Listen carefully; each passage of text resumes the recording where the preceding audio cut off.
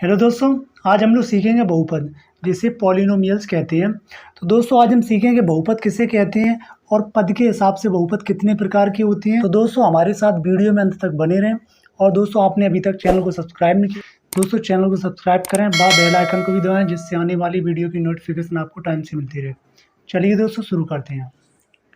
अब दोस्तों बात करते हैं बहुपद। तो बहुपद की परिभाषा मैंने क्या लिखी है, वह व्यंजक जिसमें चर की घात धनात्मक पूर्णांक या पूर्ण संख्या हो। तो दोस्तों जो व्यंजक है जिसमें चर की जो घात होती है वो धनात्मक पूर्णांक होनी चाहिए और पूर्ण संख्या भी होनी चाहिए। तो दोस्तों धनात्मक पूर्णांक या पूर्ण संख्या हो। तो अब बात करते हैं चर। अब दोस्तों चर पूछा गया तो चर क्या होते हैं। तो चर मैंने दोस्तों क्या बताया, जिस संख्या देखो क्या बताया दोस्तों मैंने, जिस संख्या का मान जरूरत के हिसाब से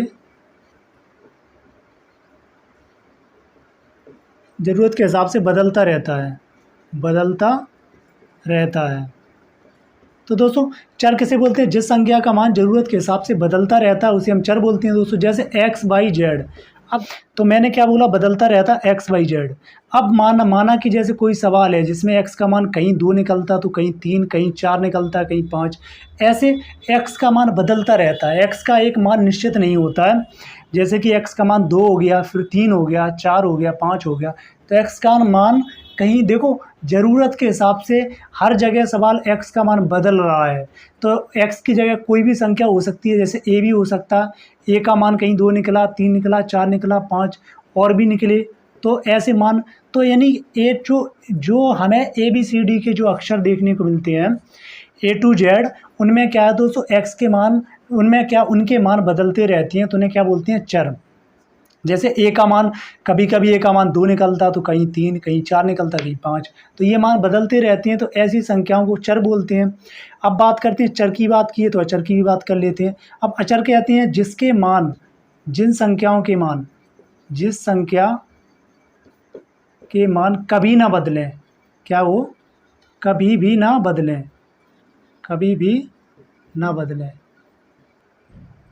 जिस संख्या के मान कभी भी ना बदलें उन्हें बोलते हैं अचर। जैसे कि अब जैसे एक की जगह एक 2 थोड़ी ना लिखा जाएगा, एक की जगह तो एक ही लिखा जाएगा। अब 1 हो गया, 2 हो गया, 3 हो गया, 4 हो गया। यानी कि गिनती के जितने भी अक्षर हैं, गिनती जो होती है दोस्तों, गिनती को अचर में ले जाते हैं, अचर मानती है। तो गिनती की संख्या, क्योंकि एक का भी मान कभी नहीं बदलेगा, ना 2 का मान बदलेगा, ना 3 का, ना 4 का, क्योंकि एक्स के बदले रहेंगे। एक्स का मान कहीं 2 निकलता तो कहीं 4, कहीं 5, कहीं 6, ऐसी ए बी सी डी इनके सबके मान कहीं 2 निकल रहे, कहीं 4। लेकिन अचर संख्याओं के मान नहीं बनने के बदलते, तो उन्हें अचर बोलते हैं। अब क्या देखो, वह व्यंजक जिसके चर की घात धनात्मक पूर्णांक हो। अब धनात्मक पूर्णांक क्या होता है, अब बात करते हैं। देखो चर तो मैंने पता चल गया चर किसे कहते हैं। अब घात धन पूर्णांक होनी चाहिए, चर की जो घात है धन पूर्णांक होनी चाहिए। अब बात करते हैं पूर्णांक, किसकी बात करते हैं, पूर्णांक। इसे बोलते हैं इंटीजर। तो अब पूर्णांक जो है, अब पूर्णांक की बात करते हैं। तो देखो पूर्णांक 2 प्रकार के होते हैं। पूर्णांक होते हैं कितने, 2 प्रकार के होते हैं। क्या होता है, धन पूर्णांक और ऋण पूर्णांक। क्या होता है, धन पूर्णांक और ऋण पूर्णांक। तो अब देखो पूर्णांक देख लेते हैं। जैसे कि 0। अब 0 से 1 ऊपर चलते हैं, 1 2 3 4 5, और अगर नीचे चलेंगे तो ऋण 1 ऋण 2। अब जैसे -3 -4। अब देखो ऊपर की ओर चलेंगे तो प्लस की ओर चलें, प्लस होता है, और नीचे की ओर चलते हैं तो माइनस होता है। तो जो 0 प्लस में ही आएगा। तो 0 से ऊपर अगर हम चलेंगे, 0 से ऊपर चलेंगे तो धन पूर्णांक कहलाएगा, ठीक है, प्लस इंटीजर बोलेगा। तो ऊपर चलेंगे तो प्लस इंटीजर कहलाएगा, और नीचे आएंगे तो माइनस इंटीजर होगा, ठीक है। तो यानी कि जो प्लस की संख्या है उन्हें धन पूर्णांक बोलते हैं, और जो माइनस की संख्या है उसे ऋण पूर्णांक बोलते हैं। धन पूर्णांक या धनात्मक पूर्णांक एक ही है। तो दोस्तों क्या करना है, अब धन पूर्णांक तो समझ गए, जो यानी प्लस की संख्या होगी वो धन पूर्णांक होती हैं। अब बात करते हैं, देखो दोस्तों, अब बात करते हैं पूर्ण संख्या। अब पूर्ण संख्या क्या होती है, पूर्ण संख्या इसे बोलते हैं होल नंबर। क्या बोलते हैं, होल नंबर। तो पूर्ण संख्याएं क्या होती हैं? अगर प्राकृतिक संख्याओं में, प्राकृतिक संख्याएं नेचुरल नंबर, अगर प्राकृतिक संख्याओं में जीरो को भी शामिल कर लिया जाए, प्राकृतिक संख्याएं क्या होती हैं? 1 2 3 4 5 6 डॉट डॉट ऐसी तो होती है, जो गिनती होती है वो प्राकृतिक संख्या होती हैं। प्राकृतिक संख्या क्या होती है? जिनसे वस्तुओं को गिना जाता है, उन्हें प्राकृतिक संख्याएं बोलते हैं। अब क्या कहा गया? प्राकृतिक संख्याओं में जीरो को भी शामिल कर लिया जाए। क्या शामिल कर लिया जाए? जीरो को भी। तो ऐसी संख्याएं पूर्ण संख्याएं यानी कि होल नंबर कहलाती हैं।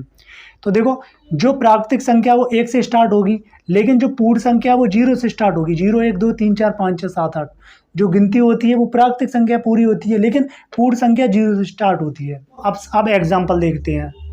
तो एग्जाम्पल जैसे कि मैं लिखूं x² प्लस 5x प्लस 6, तो ये एक बहुपद है। क्या है?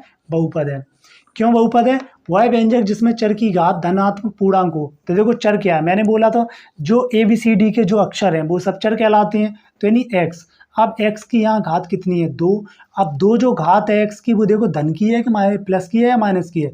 तो घात ये प्लस की है, तो इसका मतलब ये धनात्मक पूर्णांक है और पूर्ण संख्या भी है। तो ये संख्या, ये क्या है? बहुपद है। इसे क्या बोलते हैं? बहुपद।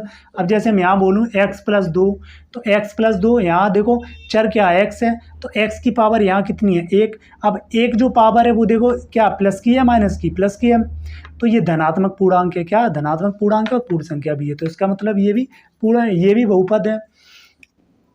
तो दोस्तों ऐसे और भी संख्या ले लेते हैं, जैसे कि अब जैसे कोई x माइनस 6।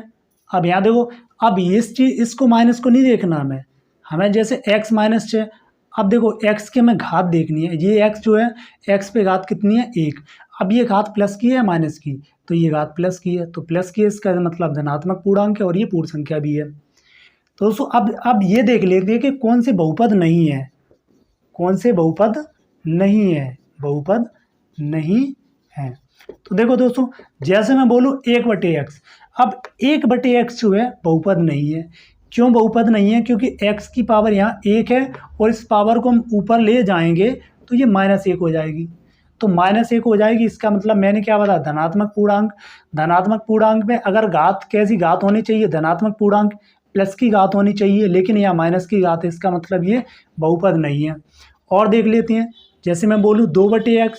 अब 2/x, x की पावर यहाँ कितनी? 1। अगर ऊपर जाएगी तो 2 और ऊपर जाएगी तो x, 2x -1। तो हमें चर की घात देखनी है, कितनी है? -1।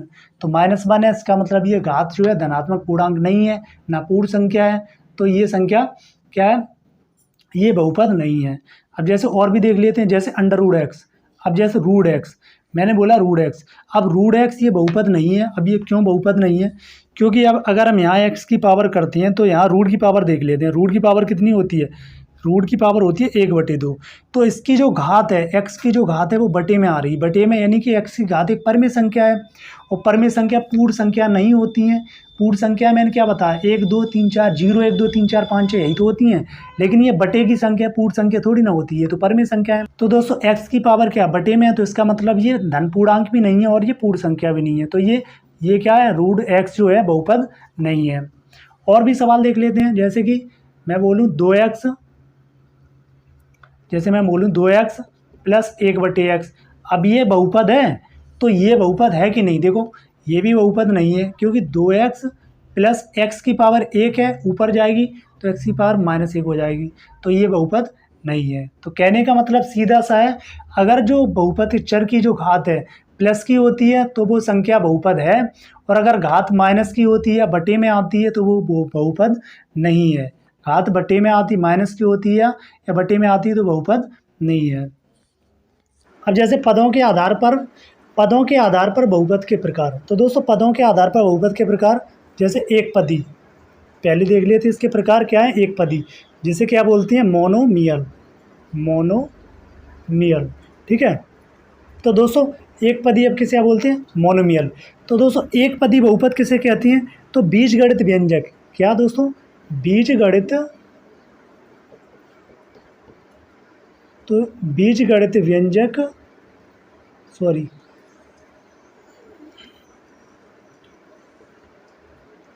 बीजगणित व्यंजक जिसमें एक पद हो, बीजगणित व्यंजक जिसमें एक पद हो, क्या हो? जिसमें एक पद हो, एक पद हो, उसे बोलते हैं एक पदी बहुपद। एक पद जैसे कि x, अब x में क्या एक पद है ना, अब मैं बोलूँ 2x, अब इसमें भी तो एक पद है, अब मैं बोलूँ ऐसे x y z, इसमें भी तो एक पद है, क्योंकि x जो 2 है, 2 तो x का गुणांक है ना, 2 गुणांक है। अब x y z का गुणांक, जो x जो है वो y z का गुणांक है, y जो है वो देखो y x z का गुणांक है, तो एक दूसरे के गुणांक है, तो ये क्या है, एक ही पद है। अब मैं बोलूँ एक्स स्क्वायर वाई स्क्वायर, ये सारे क्या है, एक ही पद, तो इन्हें बोलते हैं एक पदी बहुपद। अब बात करते हैं द्विपदी बहुपद की। द्विपदी बहुपद, तो द्विपदी बहुपद किसे बोलते हैं, बाइनोमियल, बाइनोमियल इसे बोलते हैं बाइनोमियल। अब दोस्तों द्विपदी बहुपद किसे कहते हैं, तो बीजगणित व्यंजक जिसमें एक की जगह दो पद हों, कितने पद हों, दो पद हों, यानी बीजगणित व्यंजक जिसमें एक पद हो तो एक पदी, जिसमें दो पद हों, कितने हों, दो पद हों, उसे बोलते हैं द्विपदी। तो द्विपदी में अब क्या होगा, जिसे बाइनोमियल कहते हैं। अब इसमें दो पद कैसे, जैसे कि x प्लस 2, अब x प्लस 2, x जो है एक चर है, अब x के बाद जब भी किसी संख्या के बाद अगर प्लस या माइनस लग जाए तो अगला पद जुड़ना स्टार्ट हो जाता है। तो x के बाद प्लस लगा है तो प्लस के बाद 2 लगा, x के बाद प्लस लगा, इसका मतलब x अलग हो गया और 2 भी अलग हो गया, तो इसका मतलब ये 2 पद हो गए। अब मैं जैसे बोलूँ x माइनस 4, तो x के तो एक पद हो गया, लेकिन माइनस लगा, इसका मतलब x अलग हो गया और 4 अलग हो गई, तो x माइनस 4 यानी x में 2 जोड़े गए हैं और इसमें x में 4 घटाए गए हैं, तो ये देखो 2 पद हो गए। ये कितने पद हो गए, 2 पद। और भी संख्या ले लें, जैसे कि मैं 5x बोलूँ, 5x तो एक पद हो गया, लेकिन अगर मैं इसमें प्लस लगाऊँ और इसके बाद जो कोई संख्या लिखूँगा तो ये 2 पद हो जाएंगे। ठीक है, तो दोस्तों अब बात करते हैं, अब देखो ये तो आपको समझ में आ गया होगा। अब बात करें त्रिपदी की, किसकी बात करते हैं, त्रिपदी, जैसे बोलते हैं ट्राइनोमियल, ट्राइनोमियल, ट्राइनोमियल। तो त्रिपदी दोस्तों क्या होती है, त्रिपदी बहुपद, तो जिसमें देखो एक पदी में क्या होता है कि बीजगणित व्यंजक जिसमें एक पद हो तो एक पदी हो गई, तो बीजगणित व्यंजक जिसमें 3 पद हों, कितने पद हों, 3 पद हों, उसे बोलते हैं त्रिपदी। तो अब 3 पद में देखो, जैसे कि 3 पद में बोलूँ x square plus 5x plus 6, अब इसमें देखो क्या है, 3 पद है ना, तो इसमें 3 पद है, तो ये क्या हो गया, त्रिपदी हो गया। और जैसे और भी कोई ले लो त्रिपदी, और एग्जांपल देख लेते हैं। तो जैसे मैं बोलूँ 4x प्लस वाई प्लस 6, देखो एक्स स्क्वायर एक पद हो गया, प्लस लगा, फिर 5x ये एक पद हो गया, देखो पद अलग हो गया, फिर प्लस लगा, ये एक पद हो गया, तो देखो 1 2 3 पद हो गए।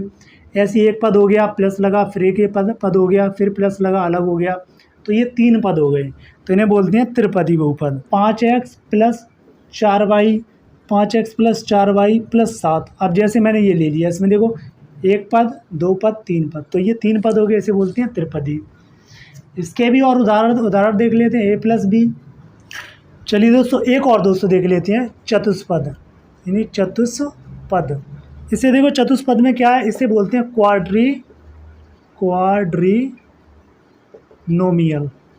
क्वाड्रीनोमियल। ठीक है दोस्तों, इसे क्या बोलते हैं, क्वाड्रीनोमियल।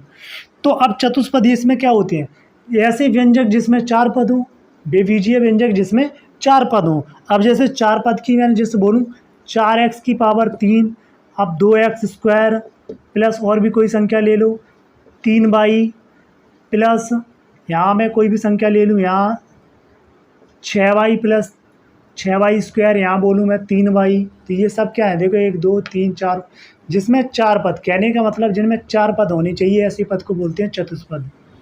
अब दोस्तों देखो दोस्तों अगला, अब देखो मैंने इस वीडियो में क्या पढ़ा, बहुपद किसे कहते हैं, बहुपद को और चर किसे कहते हैं, अचर किसे कहते हैं, पूर्ण संख्याएं किन्हें कहते हैं, धनात्मक पूर्णांक किसे कहते हैं।